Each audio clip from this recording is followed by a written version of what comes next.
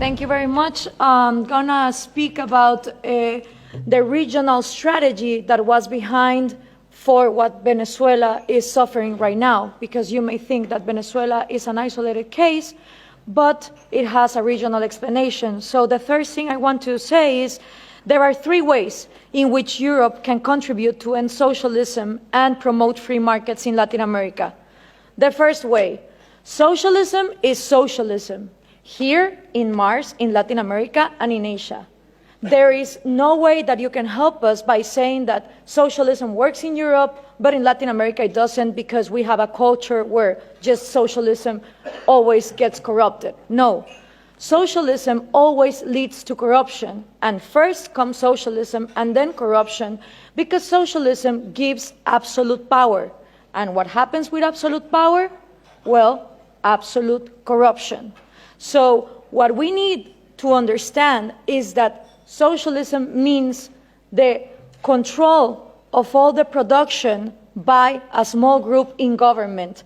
And that always leads to the same things: trade barriers, different rules giving privileges to some businessmen against other entrepreneurs that don't have those privileges, collectivism, crony capitalism, artificial oligopolies, insane labor regulations where the unions become way more exploitative to the employers than the people that are supposedly giving those jobs.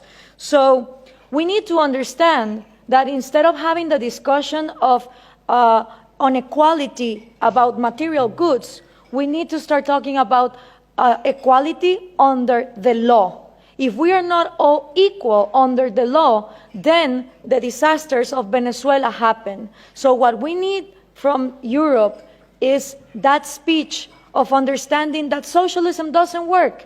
It didn't work in the Soviet Union, it didn't work in China, it didn't work in North Korea, it didn't work in Cuba, doesn't work in Venezuela, it wouldn't work in Mars. Because the way it is structured goes against human nature. It depends on humans not having rational behaviors for their own well-being. So that's the first thing. The second one that we need from Europe is the message that Scandinavia is not socialist. It is insane that these dictators like Hugo Chavez, Nicolás Maduro, Rafael Correa, Mujica, Lula da Silva, the Kirchners, they all portray Norway, Finland, Denmark, Sweden as the socialist paradise. And the worst thing of all is that if you ask 10 Latin American young people if Scandinavia is socialist, 9 of them will say you yes.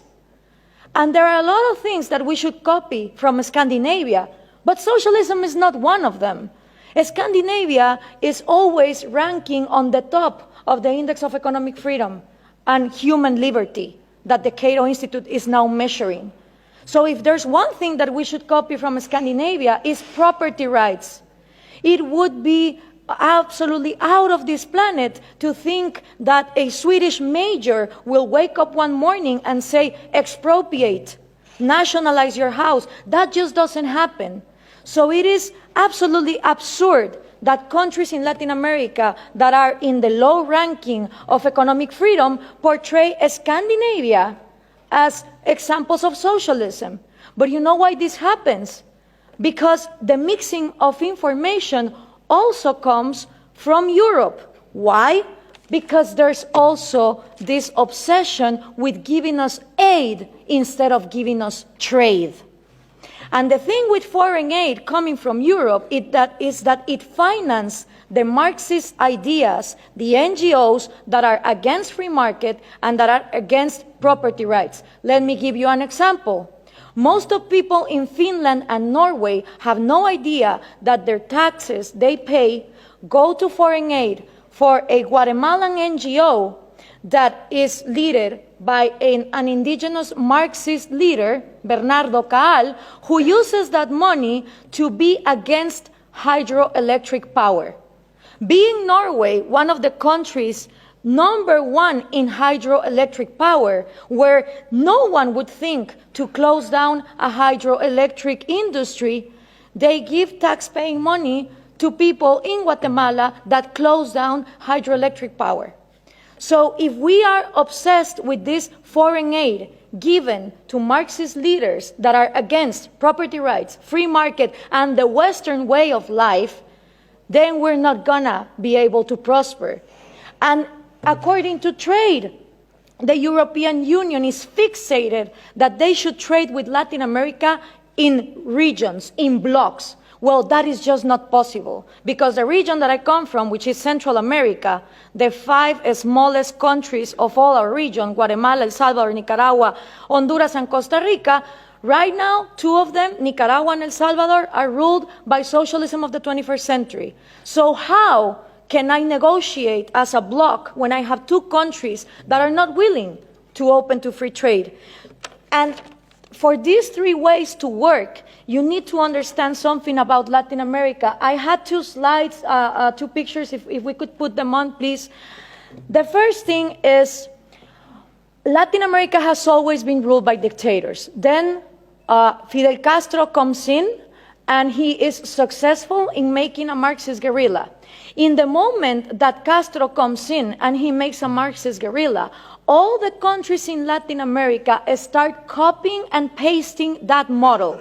You had Marxist guerrillas everywhere, Guatemala, Nicaragua, Peru, trying to do the same thing as Castro, financed by the Soviet Union and with the intelligence of Cuba.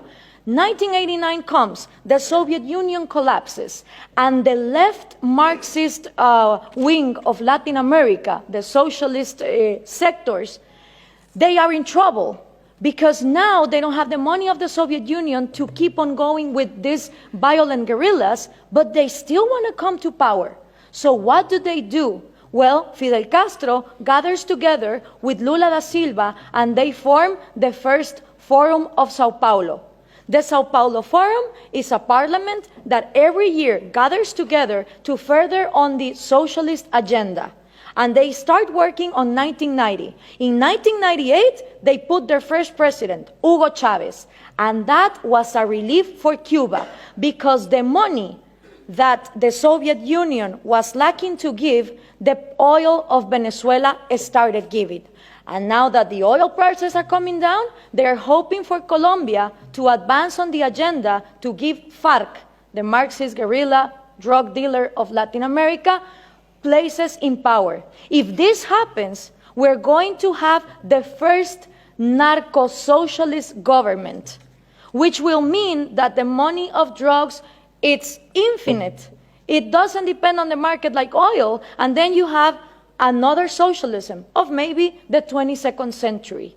So what we need to understand is this regional strategy is not only put in place in Venezuela, it has been put in place and tested in Brazil, Argentina, Chile, Uruguay, Nicaragua, El Salvador. And the places where they haven't governed, they have people who are waiting to come to power.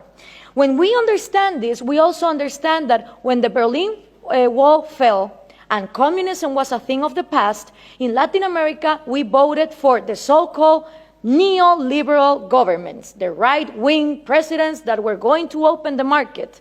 These people gathered together in the Washington Consensus, and they promised that they would give us free market. What did they do? They privatized everything. They privatized electricity, trains, radio stations, but they didn't liberalize them. They gave them as oligopolies and monopolies to their peers, and this created crony capitalism. But for most of the population, the one to blame was free market. I don't know if we can now put the picture, please. For the people, what is needed to be blamed is free market, when free market has never existed in Latin America. So it's always blaming the government, but expecting more government to come in and solve the problem, like this picture shows here. So what happened then? People started voting for socialism of the 21st century because they were going to, fix the mess that this crony capitalists did in the 90s. Venezuela was going to be the promised land. Caracas was going to be the New York City of Latin America. So what happened? All these people get in power, Chavez, Lula, Correa, Evo Morales, and instead of finishing with the privileges, the crony capitalism, the oligarchies, they become even worse. So why is this good news to us? Because people in Latin America don't know what to do. They tried with the right wing, and they think that too much of a free market failed, and then they tried for socialism of the 21st century, and it turns out that it didn't end poverty, it multiplied it. So right now, it's a great and excellent opportunity for people like us, for people who really defend liberties and freedom, not only economic liberties, but also individual liberties. Because in a moment where there is frustration to the left and to the right, and everything has been tried, and all of them are statists who want to control the economy, is great news for people like us who want to defend freedom. The examples given here from different regions of the planet demonstrate that freedom works. So what we need to input from Europe to Latin America is the right messages. Those messages include that Scandinavia is not socialist, that we need trade more than aid, and in order for institutions to follow up, it's not about material equality, it's about equality under the law and the rule of law. Thank you very much.